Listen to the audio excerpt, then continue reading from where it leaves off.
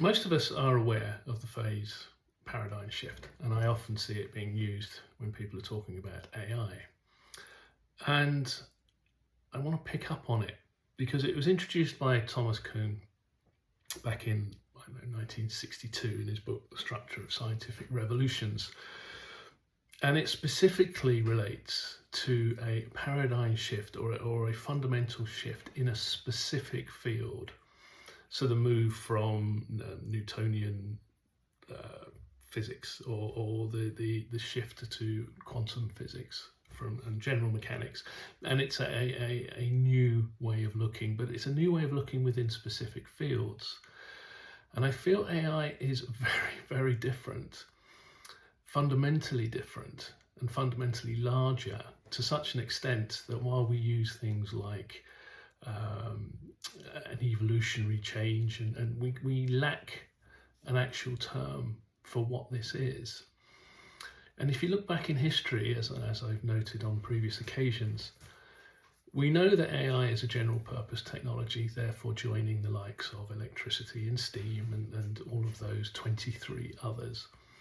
But within those 23, there are 4 which have produced what are absolutely fundamental, not mere shifts, but complete changes in the way that humanity itself has progressed.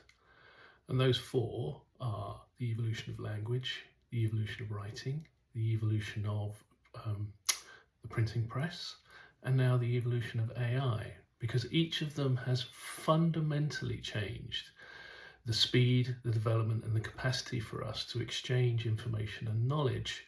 And the outcomes of those changes and what they're going to be are often extremely difficult, if not impossible, for us to know in advance.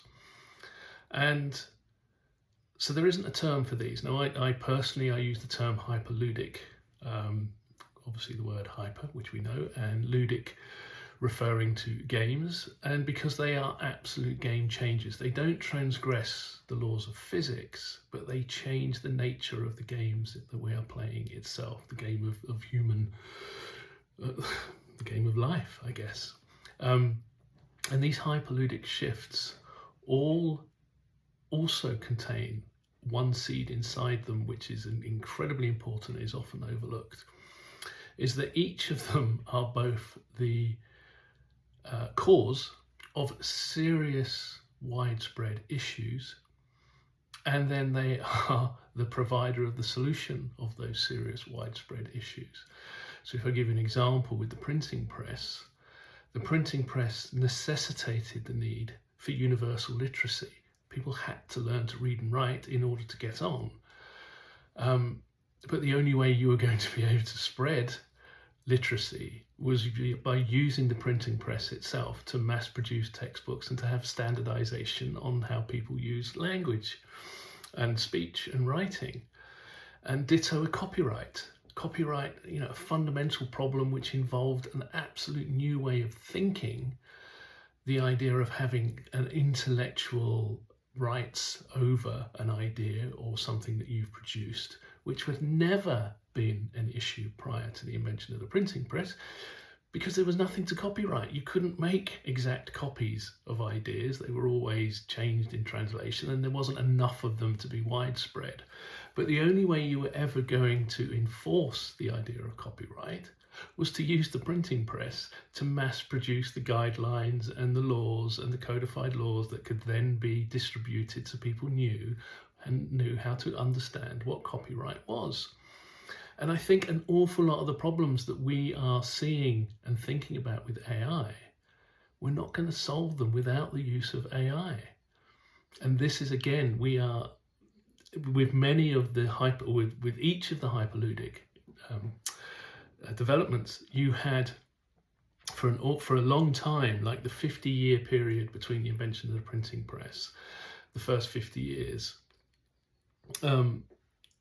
is known as the, let me get the word right, the incunabula because we had no concept of things like paragraphs and sentences and punctuation and uppercase and lowercase. All of these things had to be invented in order for the printing press to be something that was universally usable and useful. We are going through a similar stage at the moment where we have this incunabula, where we are looking at AI, but we are looking at AI from a pre-AI lens often, in the same way that in the 50 years after the printing press, people were still addressing the printing press with a pre-printing press lens. A lot of the fundamental problems of the Reformation and the horrible religious wars that broke out across Europe was that people were using pre-printing press ideas around the sacredness of texts and the involatility of the written word.